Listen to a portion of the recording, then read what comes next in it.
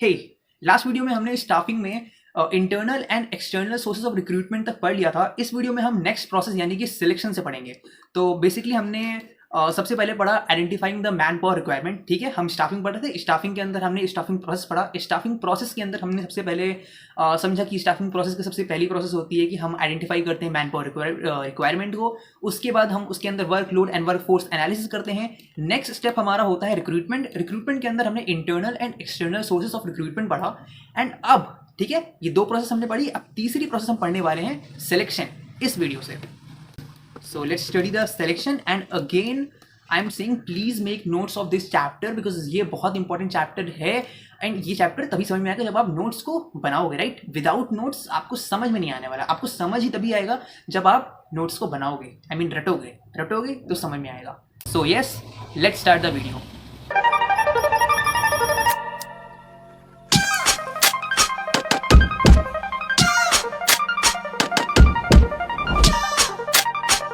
Now selection, मैं laser pointer on करता हूँ and here we go. Selection क्या होता है? सिलेक्शन का मतलब क्लियर हो रहा है, लाइक हिंदी में, मतलब इंग्लिश में वर्ड सुन के ही हिंदी में क्लियर हो रहा है, कुछ सिलेक्ट करने की बात आ रही है। तो हमने सबसे पहले पता कर लिया कि हमारी मैन पावर रिक्वायरमेंट क्या है, ठीक है, हमें कितने लोग चाहिए। उसके बाद हमने रिक्रूट करने के सोर्सेज ढूंढ लिए, इंटरनल एंड एक्सटर्नल। अब हमें लोग मिल गए, अब हम उन लोगों का सिलेक्शन करेंगे। तो selection is the process of choosing the most suitable candidate for the position among all the candidate who have applied for the job. तो जितने लोगों को हमने इंटरनल या एक्सटर्नली मोटिवेट किया हमारी कंपनी में अप्लाई करने के लिए, अगर आपने मेरी लास्ट वीडियो देखी हुई है, विच आई एम अज्यूमिंग कि आपने देखी ही हुई है एंड वो मस्ट है, तो वहाँ पे हमें लोग मिल गए। उन लोगों ने हमारी कंपनी में अप्लाई किया। अब उसमें से भी सबसे ज़्यादा सूटेबल कैंडिडेट को आइडेंटिफाई करना, ठीक है, सूटेबल कैंडिडेट को चूज करना, उनको आइडेंटिफाई करना, जितने लोगों ने भी जॉब के लिए अप्लाई किया है, ये होता है सिलेक्शन। अब जैसे हर एक चीज़ की प्रोसेस होती है, मैंने बताया था ना, स्टाफिंग की प्रोसेस होती है, स्टाफिंग के अंदर रिक्रूटमेंट की भी प्रोसेस होती है, उसी के अंदर सिलेक्शन एंड सिलेक्शन की भी प्रोसेस होती है। तो इसको भी पढ़ते हैं। आई नो ये थोड़ा सा डीप हो रहा है, मतलब इतनी सारी प्रोसेसेस क्यों हो रही हैं, but this is really important and you don't need to memorise everything. मतलब मैं कह रहा हूँ मेमोराइज करो, बट ये चीज़ें मेमोराइज करो, ये चीज़ें मेमोराइज करो, इतना डीप क्वेश्चंस नहीं आते हैं, ठीक है। मतलब तुम्हें ये पता होना चाहिए कि प्रीलिमिनरी स्क्रीनिंग क्या होती है, बट तुम्हें ये नहीं पता होना चाहिए कि मतलब एग्जैक्ट डेफिनेशन तुम्हें रटी हुई। अगर तुम्हें थोड़ा सा पता है प्रीलिमिनरी स्क्रीनिंग क्या होती है, यू गुड टू गो।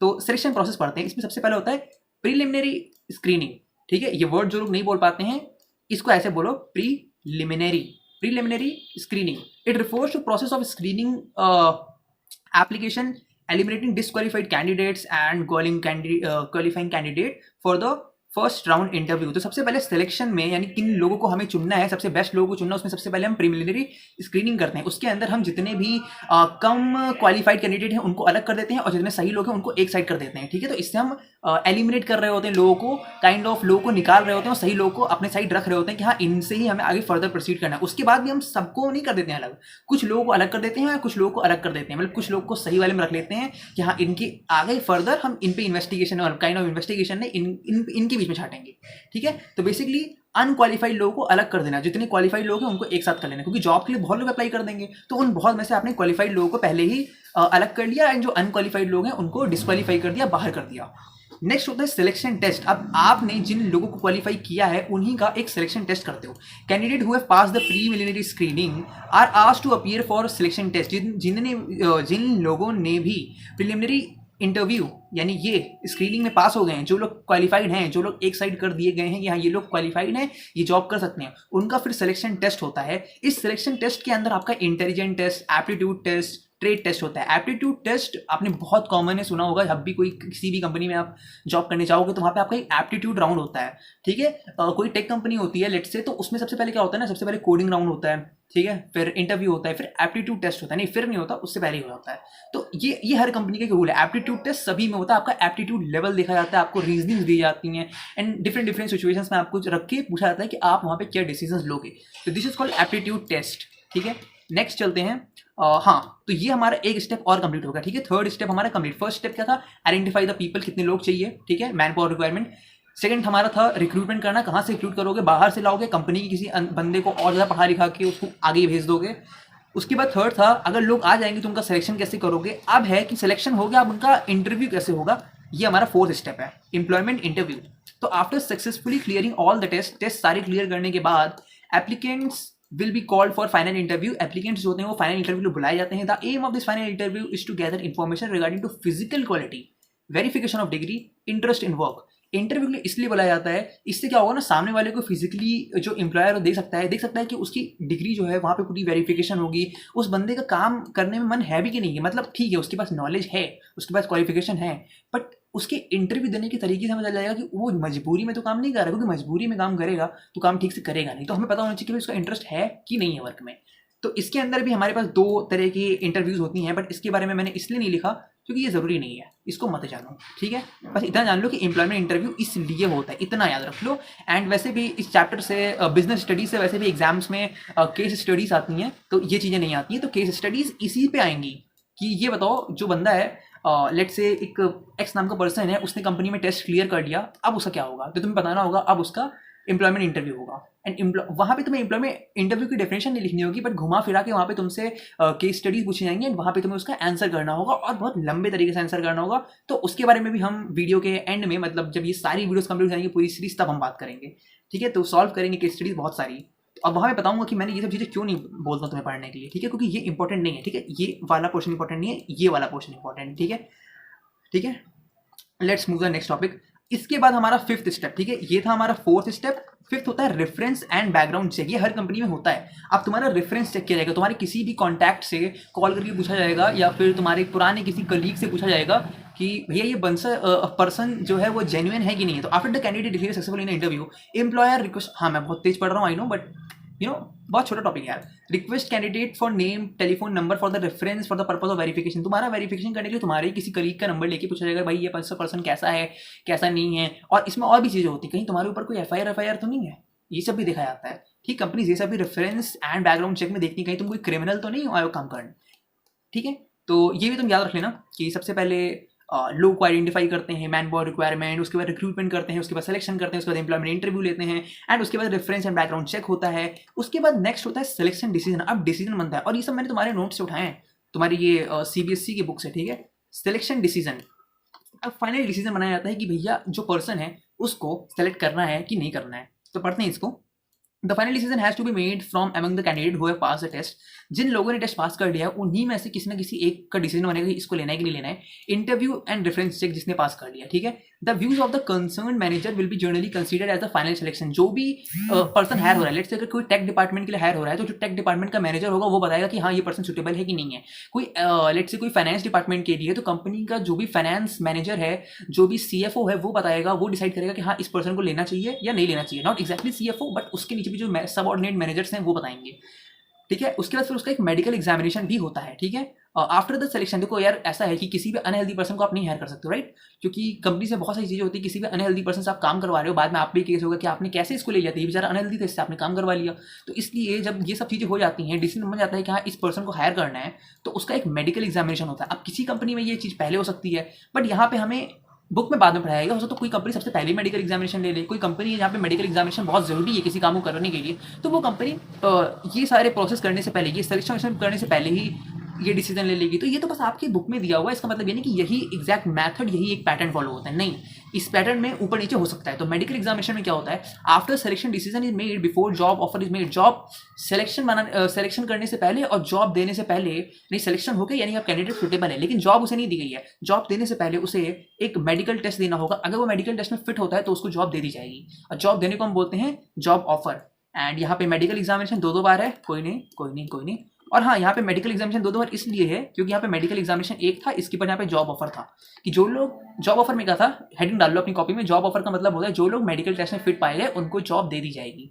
इसके बाद लास्ट स्टेप होता है हमारा कॉन्ट्रैक्ट ऑफ एम्प्लॉयमेंट. ये बहुत इंपॉर्टेंट है. कॉन्ट्रैक्ट ऑफ एम्प्लॉयमेंट में क्या होता है कि after job offer is has been made and candidate accepted offer, यानी कैंडिडेट ने ऑफर को एक्सेप्ट भी कर लिया है, तो उसे एक जो एम्प्लॉयर है जो उसको नौकरी दे रहा है और जो वो खुद एक एम्प्लॉय है, वो लोग एक कॉन्ट्रैक्ट ऑफ एम्प्लॉयमेंट साइन करते हैं. क्यों करते हैं, which contains all details of job like terms and conditions, pay, leaves, rules, hours of work. ठीक है, उस कॉन्ट्रैक्ट में ये होता है कितने घंटे काम करना है, कितनी सैलरी मिलेगी एंड एवरीथिंग, ताकि कल को अगर कंपनी ने सैलरी उतनी नहीं दी या फिर जो एम्प्लॉय ने उतना काम नहीं किया तो कल को कोई केस ना कर दे कि देखिए इसमें लिखा ही नहीं है। तो एक लिखा होता है कि मतलब इतना ही घंटे आपको काम करवाया जाएगा, इससे ज़्यादा करवाया जाएगा तो उसका जो भी मतलब उसमें प्रावधान हो, ठीक है। तो पूरा उसमें लिखा होता है कि आपकी कितनी सैलरी एंड एवरीथिंग, ठीक है। ऑब्वियसली आपको प्रूफ चाहिए ना, ठीक है।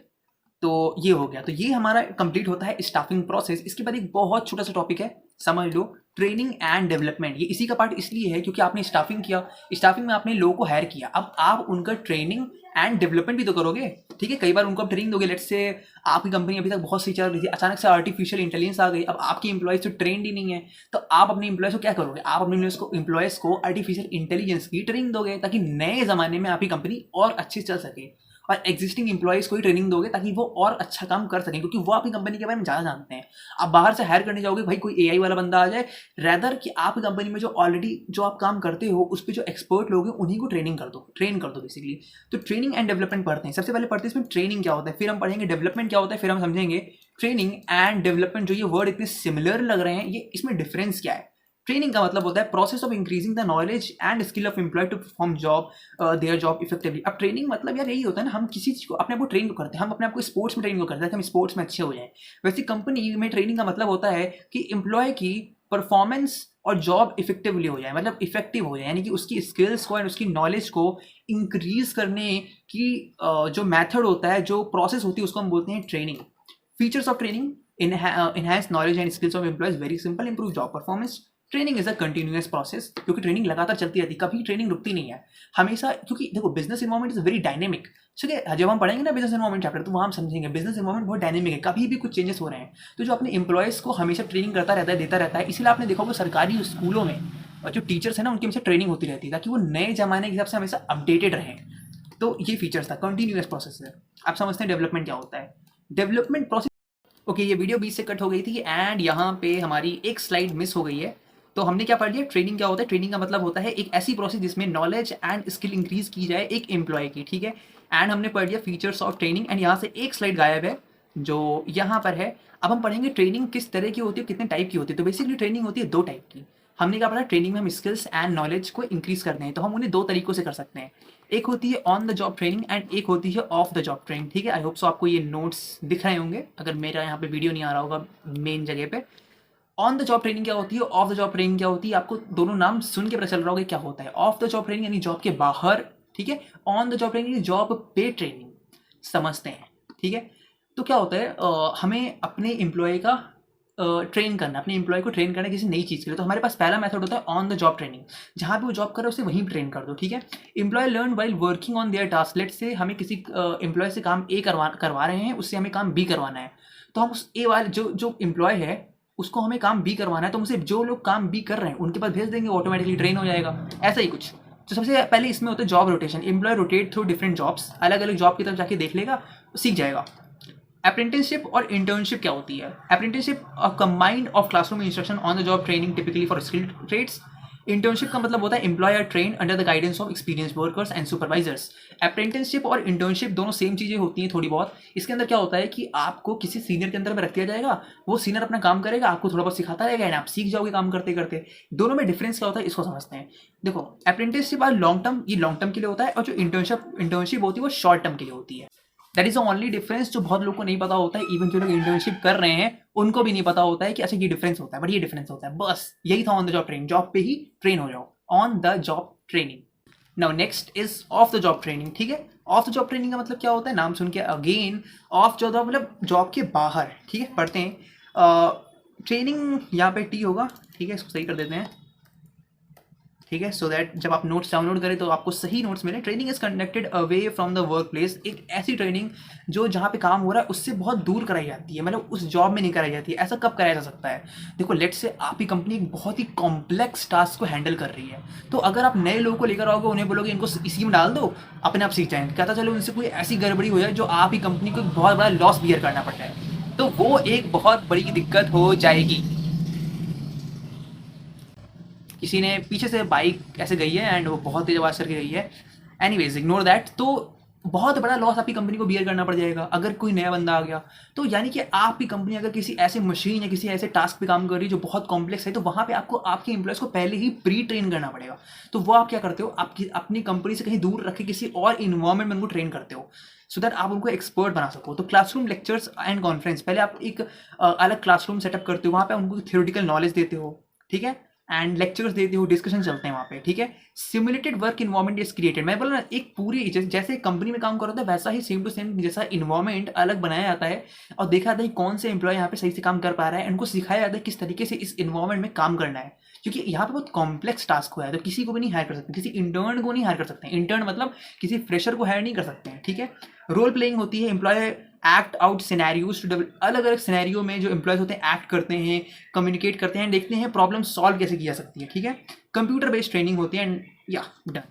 इसके बाद डेवलपमेंट में क्या होता है, डेवलपमेंट का मतलब होता है process of improving overall personality of and ability of employ to perform various roles. Development का मतलब होता है एम्प्लॉय को सिर्फ जॉब नहीं सिखाना, उसको रिस्पॉन्सिबिलिटीज, लेट्स से उसको मैनेजर से, लेट्स से उसको एक नॉर्मल एम्प्लॉय से मैनेजर बनाना है, तो वहाँ पे डेवलपमेंट आएगा। अब यार डेवलपमेंट के बारे में भैया हम डीप कैसे पढ़ें, हमें समझ नहीं आ रहा है, पढ़ने की जरूरत ही नहीं है, ठीक है, इतना एग्जाम में आता ही नहीं, जितना आता है उतना मैंने पढ़ा दिया है, ठीक है। तो ये एक टेबल है, इसको देख लो, ठीक है। Difference between training and development. Focus, job या ट्रेनिंग में हम किसी एक स्पेसिफिक स्किल पे फोकस करते हैं, वाइल डेवलपमेंट में हम एक ओवरऑल पर्सनैलिटी पे काम करते हैं। ऑब्जेक्टिव, इंप्रूव जॉब परफॉर्मेंस, इसका मतलब होता है enhance career growth and leadership, ठीक है। इससे क्या होता है, लेट्स सी कोई फाइनेंस का बंदा है, उसको हम ग्रोथ का चांस दे रहे हैं, तो हो सकता है वो आगे चल के किसी कंपनी का CFO बन जाए, अपनी खुद की कंपनी शुरू कर सकेगा, ठीक है। इसके ये चीज़ ट्रेनिंग नहीं है, ये चीज़ डेवलपमेंट हो गया ना, क्योंकि हमने उसकी जॉब स्किल नहीं बढ़ाई, हमने उसके पूरे करियर को ही ग्रोथ में दे दिया एंड उसकी लीडरशिप स्किल क्रिएट कर दी। इसका स्कोप बहुत ही नैरो होता है, ठीक है, एक छोटी सी चीज़ है, पर डेवलपमेंट बहुत ही ब्रॉड चीज़ है। इसके अंदर तुम्हारी स्किल भी डेवलप हो जाएगी, तुम्हारी नॉलेज भी डेवलप होगी एंड तुम्हारा ओवरऑल ग्रोथ भी होगा, ठीक है। ड्यूरेशन, ट्रेनिंग शॉर्ट टर्म में हो सकती है, डेवलपमेंट लॉन्ग टर्म में होता है। जब तुम किसी कंपनी में बहुत लंबे समय तक काम करते हो ना, तब जाके तुम्हारा प्रमोशन होता है, तब जाके तुम्हारा डेवलपमेंट होता है, तब जाके तुम्हें एक्सपीरियंस मिलता है and everything. And the next topic is and, ठीक है, ये चैप्टर यहीं पे एंड होता है। नेक्स्ट हम बिजनेस इन्वायरमेंट पढ़ेंगे चैप्टर। एंड यस, चलिए चलते हैं। Wish you the best, very best for your exams अगर वो हैं।